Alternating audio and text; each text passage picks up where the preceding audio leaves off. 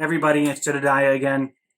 And so far I've talked to you a little bit about my personal life and a little bit about my personal discernment to go into seminary.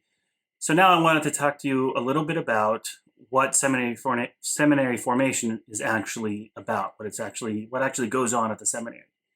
So generally speaking, you study 4 years of philosophy and then 4 years of theology. So you get a bachelor's in philosophy and a master's in theology.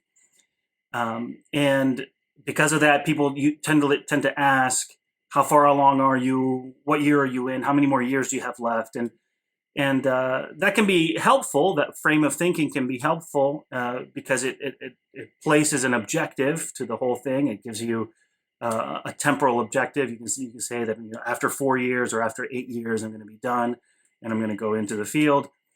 But so it's helpful in that sense, but it's also kind of not helpful in another sense, which is it tends to narrow the vision of what seminary formation is really all about. Because if you think in those terms, or only think in those terms, then basically you end up thinking that seminary formation is just about going to school and taking classes about philosophy and theology. And it's not. In fact, that's a part of it. It's an important part of it, but it's not the main part.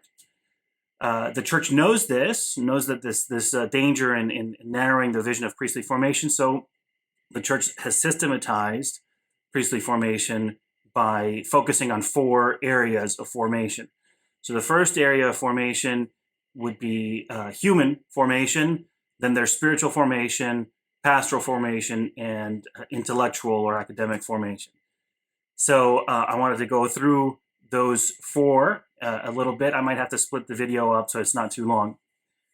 So basically, let's start with human and spiritual. So human formation, Pope John Paul II says that this is the fundamental, the basic part of priestly formation. And really this begins as soon as you're born, right? Because what it is developing the virtues, the qualities that you need to function productively in society, right? So everybody requires human formation. And I think of it in terms of the cardinal virtues of temperance, fortitude, and justice and prudence. Temperance, fortitude, justice, and prudence.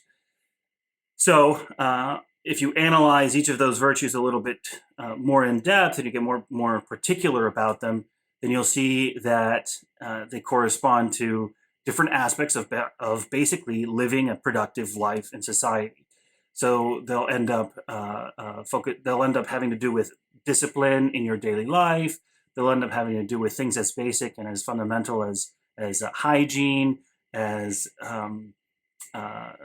health, as financial management, and all those kinds of things. But more importantly, of course, they have to do with being able to relate to others, converse with others, being able to see others' needs, and knowing oneself well enough to know how we can apply our skills and our qualities, our own skills and qualities, to help the needs of others. So it's a question of recognizing who we are, what our gifts and qualities are, and learning how to apply those gifts and qualities for the service of others, for the service of our fellow man. So that's basically the human formation.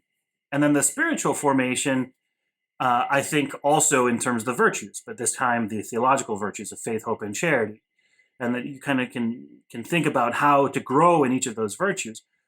But more specifically with the spiritual formation, what I have come to understand is that it has to do much more with understanding our own identity as future priests based on our baptism into Christ, and specifically as Christ the priest, Christ the victim, right? The sacrificial victim.